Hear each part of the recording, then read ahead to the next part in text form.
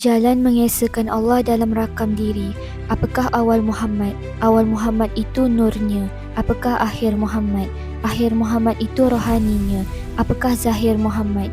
Zahir Muhammad itu rupanya. Apakah batin Muhammad? Batin Muhammad itu zatnya. Rahsia hamba adalah batin Muhammad. Batin Muhammad adalah zat Allah. Zat Allah adalah rahsia hamba. Nyawa hamba adalah awal Muhammad. Awal Muhammad adalah sifat Allah. Sifat Allah adalah nyawa hamba. Hati hamba adalah akhir Muhammad. Akhir Muhammad adalah asma Allah. Asma Allah adalah hati hamba. Tubuh hamba adalah zahir Muhammad. Zahir Muhammad adalah af'al Allah. Af'al Allah adalah tubuh hamba. Allah, zat, sifat, asma, af'al. Muhammad, batin, awal, akhir, zahir. Hamba, rahsia, nyawa, hati, tubuh. Pasal menyatakan anasar. Anasar Allah, zat, sifat, asma, af'al.